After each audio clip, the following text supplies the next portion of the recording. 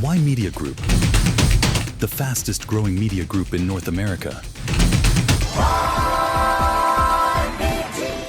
To slow it down through some sort of regulations before AI systems replace and reshape. First, reshape, then potentially replace work, warfare. We know that semiconductor chips are massive, which is a massive contentious issue for Taiwan and the one China policy, right?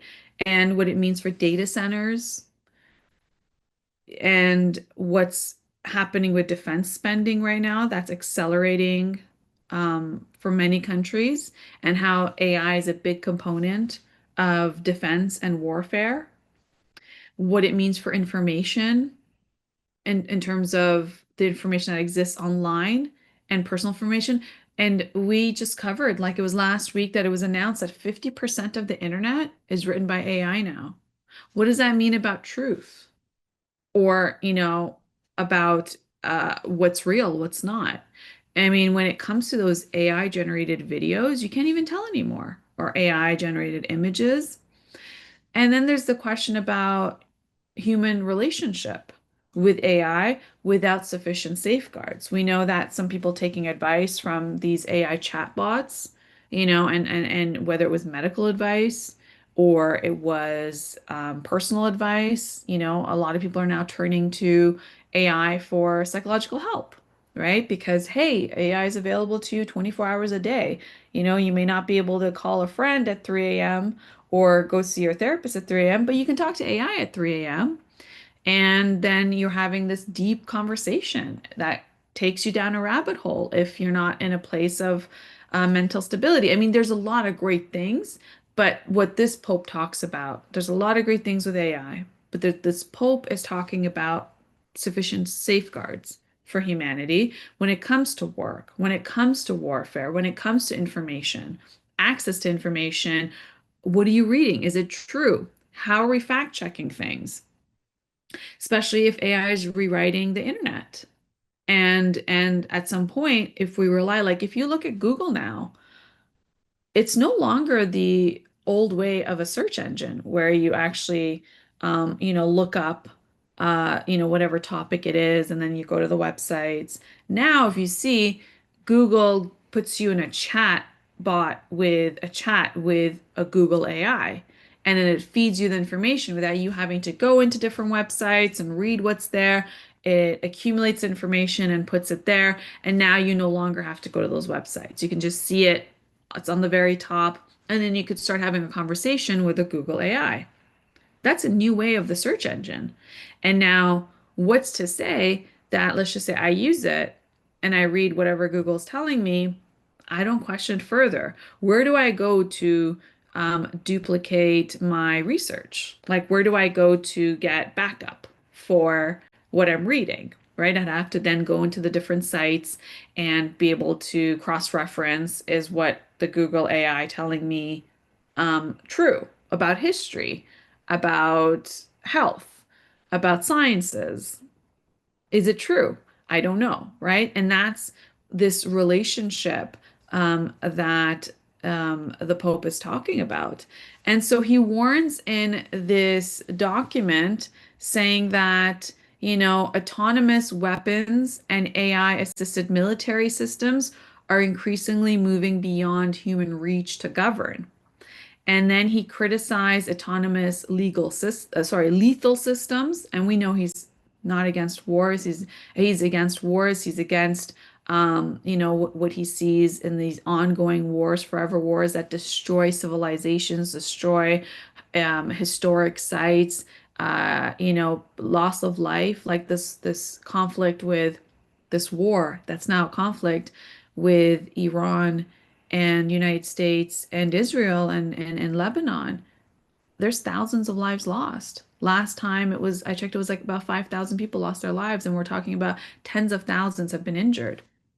So this Pope is talking about, what would happen in an autonomous lethal systems where there's remote warfare, that you no longer come and see another human being, that it's just a press of a button, right? And going far and beyond.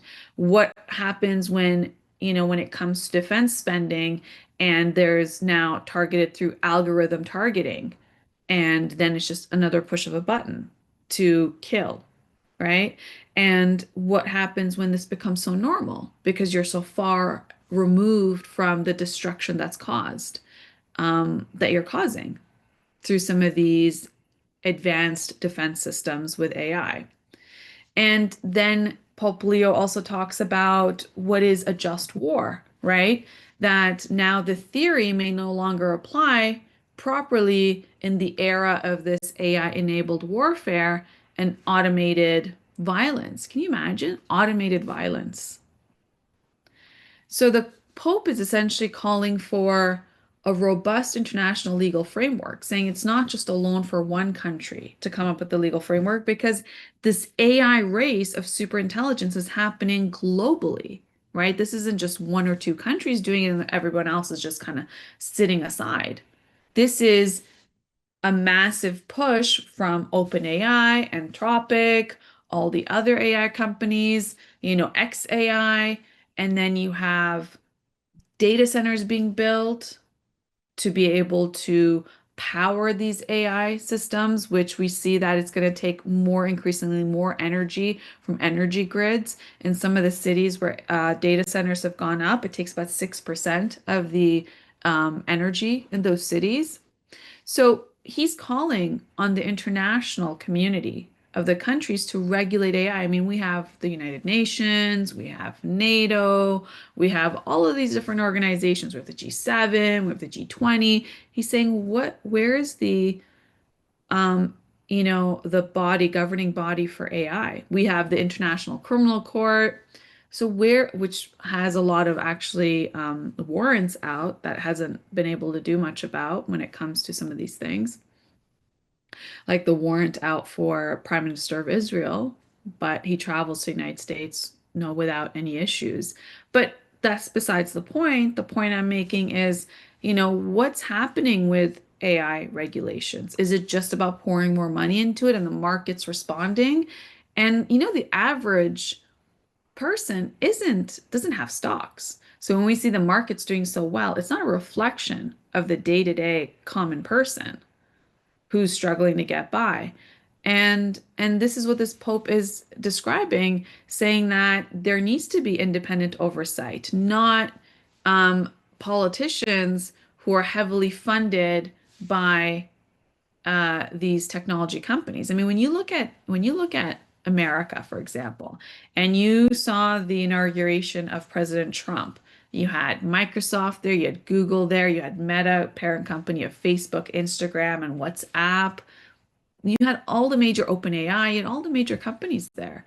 You had a lot of them essentially funding some of the president's projects, right? Like the Trump Center, which is, going up. These were all, or what, took place with Amazon. Amazon was there, funding, a movie for First Lady Melania Trump, right? So you're seeing more of the emergence of technology companies, these technology leaders, and politics. I mean, the biggest donation was by Elon Musk of Tesla, XAI, X, all those companies that he has, right? It was reportedly about $250 million that he put into President Trump's campaign and heavily campaigned for him, right? So Pope Leo is saying, well, what happens to this independent oversight, right? And then perhaps it needs to be an international one, not just by one country. And what happens to this democratic accountability to humans, right? It's the people that elect their government, it's the people that elect their politicians, and the politicians are supposed to be there to pass legislation, pass laws that benefit the people. And so there's that accountability of this democratic process. What's the question on protecting workers? Where it's said that certain jobs are going to be obsolete. There's always the concept of retraining people for jobs. What happens when those jobs no longer exist? and that the productivity of AI gets to a point where there's going to be less work for people. So it's not about, retraining for another job. There's just going to be less positions available for human beings, right? We've heard a lot of companies talk about as, AI becomes more efficient. I mean, Facebook, Meta just fired 8,000 people saying we need that money to go back into AI for efficiencies. And as AI becomes more efficient in businesses, and I'm not saying it's a bad thing, there's a lot of benefits to what businesses can do now with AI, but what it also means is you need less people, right, to be able to oversee the AI that businesses are more using. So what happens to those other people who are no longer employable? Right. So that's the question of what is the protection for workers, right? Just recently, last week, you have Amazon founder Jeff Bezos saying that there should be no income tax for people, for low income people, right? And you had, uh, the CEO of OpenAI talk openly about universal income. What's universal income? Essentially, if you don't have a job, you would get income from the government, right? What is it, like $2,000 a month, let's just say? And that would be an income because that is what, is needed for people to survive. Now, $2,000 a month, depending on where you live in the Western world, isn't going to make you rich. And maybe it won't pay all your expenses. But that also means where does the government get their money from? The government revenues come from tax dollars, right? What's the tax dollars? It's if I work, I pay income tax. When I purchase a product or a service, I pay tax on it.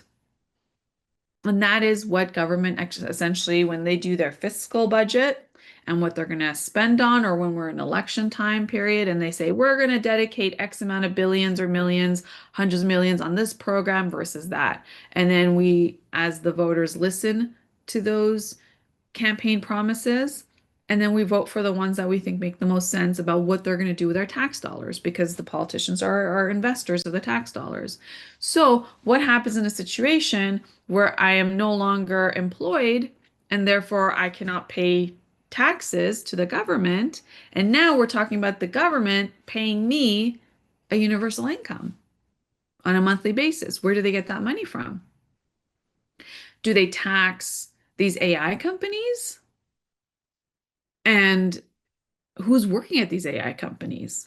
Like, if these AI companies are growing and they have less people working at them, who are they selling to? Like, who's their customer? Because that customer must have an income to be able to purchase. And is that customer purchasing it from their universal income of $2,000 a month? So these are all the questions that it's just common sense that we're asking that we don't have any answers to. And that's why you have Pope Leo saying, "Hey, what are you doing as the AI companies and as politicians for where's the governance? Where's the frameworks? Where are the regulations?" Right? There's regulations for so many things like, how much a person should work, what's minimum wage, what is paid leave, what is, pension plan, what is the tax rate, what is the income tax, what is so many regulations. But where's the regulations on AI and how it's going to impact humanity? And then there's child safety protections, right? Children being exposed. I mean, we've talked about children being exposed on the internet and on social media. And there's transparency requirements. Like, what do you know is real anymore, given that everything with AI looks so real? There's more content creators now that are AI on social media that have followers, and those followers don't know that it's AI. And then there is the big issue of the concentration of AI and the corporations that are fueling AI. So essentially, what Pope Leo put out in his document is saying that AI, its digital systems, its infrastructures are increasingly concentrated in the hands of the few. So, is it the few that we saw at President Trump's inauguration? And then a few more from other countries? And what would that be? Would that just be like 100 people, who own these AI companies? And is that the few when you have a population of 8 billion people in the world? So what happens? Then there's if power is in the hands of the few, then what the Pope points out is that it creates risks for manipulation. Because yeah, like I said, if I go on Google and I get my AI, information, and now that 50% of the internet is written by AI, then sure, I can be manipulated. And if you show me images, there's actually a really interesting movie that came out where the images were AI generated. And so people didn't know if a war was actually taking place. And if the headline said that, the president is shot, or, I'm not talking about the US president, but, the leader of a country is assassinated, or this eruption happens, and people were going out on the streets. I have to remember the name of the movie, but it was essentially showing, four or five, AI company leaders who were, in some holdaway at some resort, and they were seeing what their technology is doing that looked so real. So what would the manipulation be? Because I wouldn't know what's real or what's not anymore. Like if I tune in to the television or on news and I see that there's a war happening and there's devastation, what if there isn't, right? Obviously I'd be manipulated believing that that happened. I mean, we're not there right now, or are we? I mean, I don't know what to say. And Pope Leo talks about the dependency and equality of what would be what he terms as democratic erosion, right? Our laws are supposed to benefit all of us, right? Not the few. And the balance of power, right? And so this is such a critical time, and how great that you have somebody like the Pope who's got such a massive platform, that if he puts something out like this, that we're talking about it, because these are concerns, right? We've heard a lot of people have concerns about this, but it also makes the biggest difference when you have world leaders, in this case, the Pope, raising an awareness on this. And he also said his manifesto, as being interpreted that, as a direct challenge to Silicon Valley's ideologies and mindset, saying that these companies in Silicon Valley in California are profit driven, focusing on AI competition. And because of this race, there's unchecked technological acceleration without even thinking about the fallout of what it means. Even if you recall, if you go back to interviews, you have Elon Musk warn against AI, right? And say that it's going to be very dangerous, accelerated pace, and then now he's saying, okay, well, I have XAI, right? He lost his court challenge to OpenAI for becoming he was the early investor, and it was supposed to be a nonprofit. Now it's a for-profit since Microsoft invested in it, and he lost his court challenge just a week ago. But then he opened up XAI. Say, okay, well, the world is moving this way. What am I going to sit back? Is what Elon Musk said. So now the Pope is saying that this is a culture of power, saying that technology cannot become an idol replacing human beings and human meaning. Because the more we talk to AI and not to another human being, the more we're manipulated by AI and from our senses and our isolation and away from community and what would be moral responsibility. That's why he says it might be idol worshiping even, right? Because this is what technology has become. And now, if you look at it, the way we look at these leaders of these companies, they're now branded in the media as rock stars. Like their celebrityhood of like Elon Musk is a celebrity, aside from being a business owner and a part of these massive companies, he's become a celebrity. Look at like Ymedia, the owner there with his leather jacket. It's like a celebrity, right? And this is what the culture has changed. And this is what the Pope is talking about, saying that these are critical things to be aware of. And what are we going to do on a larger debate when it comes to technology and when it comes to ethics and when it comes to all of this? So, very significant. And this is a greater conversation that we must all have at this critical time where, you know, AI is replacing a lot of this human connection. It's replacing when it comes to what we're seeing at a rapid pace of massive firings taking place for AI efficiencies. So this is such a critical time. We're going to take a quick break and we're going to be right back.